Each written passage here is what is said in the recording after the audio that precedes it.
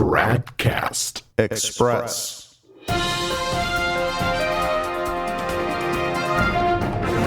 TRADCAST Express, it's Wednesday, September 3rd, 2025. Leo XIV is not correcting Francis, he is perfecting him. This wise observation comes from Chris Jackson, a former contributor to the semi-trad flagship The Remnant. Leo, it seems, is smoothing out the rough spots. Don't be surprised if he relaxes the suppression of the traditional Latin Mass a bit before long. It would make the traditionalists in his Vatican II church seriously beholden to him, and they'd be quite forgiving of a lot of things. As in, okay, fine, you keep doing your ecumenism, your environmentalism, and your gay blessings. Just let us have the Mass. Oh yes, a lot of people, I have no doubt, would be willing to sign a peace treaty, so to speak, with the apostates running the Vatican, if only they can have back their Latin Mass. You know who knew how to play that game? Francis. Yes, Jorge Bergoglio, Leo's immediate predecessor. Whereas he was mercilessly oppressing those trads who were in, full communion with him, he showered the Society of St. Pius X with kindness and generosity. How to explain the double standard? Simple. He knew his indult trads placed a lot of stock in maintaining full communion with whom they thought was the successor of St. Peter, so he knew he could crush them and there'd be nothing they could do about it. But with the Society of St. Pius X, he didn't have that luxury because they've been doing their own thing, so to speak, since at least 1988, even if it means excommunication. So a different strategy was needed. Think the carrot and the stick. He couldn't use the stick with the SSPX, so he dangled carrot after carrot in front of them, making them feel indebted towards him. It's called ingratiating oneself. That reminds me of how Karl Keating, founder of Catholic Answers, never publicly opposed the insufferably progressivist Cardinal Roger Mahony of Los Angeles. Sure, one reason was that so many others were already going after him. But as Keating himself says in a 2015 article entitled Belated Thanks to Roger Mahony, linked for you in the show notes, quote, "The main reason was that I remember when someone does me an unexpected kindness, or as in his case, more than one. I honor that because I think it's the honorable thing to do." Unquote. There you go. You do something nice for me, and I'll keep my mouth shut. I think it's a rather dishonorable strategy, but it appears to work again and again. In the case of Keating, Mahony had enthusiastically supported his book Catholicism and Fundamentalism when it was first published in 1988, and also he had endorsed his apostolate, Catholic Answers. With the Society of St. Pius X, the most notable gift Francis bestowed on them was granting them faculties to hear confessions and witness marriages, first in 2015.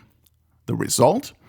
Well, I can't say that it was on account of it, because I don't know that, but let's just say that the conciliar revolution the SSPX allegedly abhors was never worse than under Bergoglio's 12-year tenure, and although the society did criticize various things now and then, they did not make a whole lot of noise. Their criticism was fairly restrained, and I had the impression that they were much more interested in currying favor with the Novus Ordo hierarchy and being accepted by Rome than in being the last bastion of orthodoxy witnessing against the horrendous heresies, errors, blasphemies, and sacrileges being perpetrated by Francis and his henchmen. Speaking of the Society of St. Pius X, you've no doubt heard about their pilgrimage to Rome for the Jubilee year that's currently being held, and which will close on January 6th of next year. From August 19th through the 21st, the SSPX leadership, along with a lot of their adherents, went on pilgrimage to Rome. According to a report by Micah Hickson, it was a total of 680 clergy and religious and approximately 8,000 laity.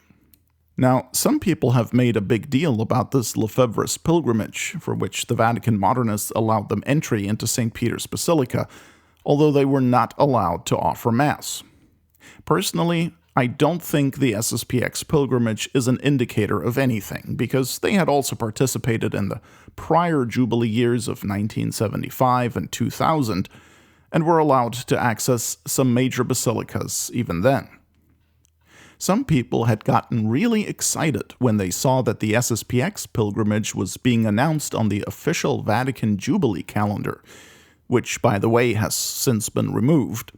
But they should keep in mind that other groups have also received that distinction, such as the Tenda di Jonata Association, which is an LGBTQXYZ advocacy group whose own pilgrimage to the Vatican will take place this Saturday, September 6th. Could make for some interesting pictures, I suspect. So, look, with regard to the Jubilee, the SSPX is simply being allowed to be part of the zoo, so to speak, and the real question we should be asking is, why do they care to be? Why do they so desperately want to have a traditional side altar, as it were, in the modernist cathedral? In fact, speaking of altars, the SSPX was not permitted to offer Mass in any of the major Roman churches, and so they had a solemn high Mass outside at a park behind the Colosseum. Hey, if they were Anglicans, Leo XIV might have let them use one of the Catholic basilicas in Rome, as Francis did in 2023 with St. John Lateran, which is the papal cathedral, and also in 2024 with St. Bartholomew's Basilica on Tiber Island. So hey, maybe by the next Jubilee year, in 2050, the SSPX will have attained to Anglican status with the Vatican II modernists and will be allowed to offer Mass. In other news, the website lifenews.com, not to be confused with lifesitenews.com, published an article on August 28th by Stephen Ertelt entitled Pope Leo Tells Catholic Politicians You Can't Be Catholic and Pro-Abortion. Except he didn't say that. One can argue that he implied it because he spoke about the natural law and respect for life and how one cannot divorce one's Catholic identity from being a politician. But then, if we take that route, then we have to say he also implied something else, that you can't be Catholic and pro-death penalty, because that is the official Novus Ordo position found in the Catechism, certainly since Francis, if not since John Paul II. See, the Vatican II modernists always get you. You want the traditional Latin Mass? Okay, but only if you say that the Novus Ordo Mass is good and holy also. That was in Benedict XVI's Summorum Pontificum, by the way. You want opposition to abortion? Very well, but we'll only let you have it if you also oppose capital punishment, defend global mass migration, and preach respect for everything that lives. Because, life is life. What, you don't believe it? Well, here's what Blaise Supich, the arch-layman of Chicago, wrote in the Chicago Tribune newspaper in 2015 after it became public that the abortion business Planned Parenthood was selling body parts of the preborn children that had been dismembered in their slaughterhouses. After first making clear how wicked indeed it is to traffic in baby body parts, Supich then tried to put everything into perspective. Quote, "This newest evidence about the disregard for the value of human life also offers the opportunity to reaffirm our commitment as a nation to a consistent ethic of life. While commerce in the remains of defenseless children is particularly repulsive, we should be no less appalled by the indifference toward the thousands of people who die daily for lack of decent medical care, who are denied rights by a broken immigration system and by racism, who suffer in hunger, joblessness, and want, who pay the price of violence in gun-saturated neighborhoods, or who are executed by the state in the name of justice." Unquote. Now, obviously, there are a lot of wrongs in this world. Capital punishment, by the way, is not one of them. But they are not all equally bad. See, the problem with Cupic's position is that he makes it all equal. People not being allowed to immigrate into a foreign nation of their choice is to him just as repulsive as the selling of a baby's arms and hands. That is insane. But then that's just Blaise Cupic, right? Everyone knows he's nuts. Well, Cupic has been in charge of Chicago's archdiocese for about 10 years now, and on July 7th, 2016, he was appointed to the Congregation for Bishops by Francis, which means that since then, he's been helping the Vatican choose candidates to be raised to the rank of bishop. On January 30th, 2023, that congregation, now called a dicastery, received a new prefect, a certain Robert Francis Prevost. He's better known today by his moniker Pope Leo XIV. And here's what Prevost, now as Leo, just said in the official Pope video, in which he presents the prayer intention for the month of September. For our relationship with all of creation. He begins like this.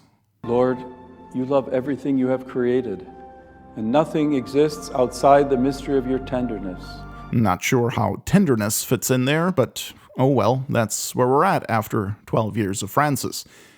Anyway, this is how Leo ends his video. Help us to discover your presence in all creation, so that in fully recognizing it, we may feel and know ourselves to be responsible to this common home where you invite us to care for, respect, and protect life in all its forms and possibilities. Did you get that? See, in the new church, life is life. So if you want to fight abortion, that's fine, but you'd better also lobby to keep monstrous killers from being executed by the state, fight for migrants' rights, and enter into communion with the forest. No, that's not a joke. Entering into communion with the forest is an idea proposed by Francis in his apostolic exhortation Corrida Amazonia, number 56, which was released on February 2nd, 2020, a few months after the Amazon Synod. He writes, quote, "If we enter into communion with the forest, our voices will easily blend with its own and become a prayer. As we rest in the shade of an ancient eucalyptus, our prayer for light joins in the song of the eternal foliage. This interior conversion will enable us to weep for the Amazon region and to join in its cry to the Lord." Unquote. There are a lot of reasons to weep in our day, but one thing you never seem to hear about from the Vatican is weeping for our sins and for our crucified Lord, weeping for the apostasy of the world and the damnation of so many souls who die in their sins every day because the true gospel has never reached them. Who will fix this mess? Well, certainly not Leo. As Chris Jackson said, Leo XIV isn't correcting Francis, he's perfecting him. TRADCAST Express is a production of Novus Ordo Watch. Check us out at tradcast.org, and if you like what we're doing, please consider making a tax-deductible contribution at novusordowatch.org/donate.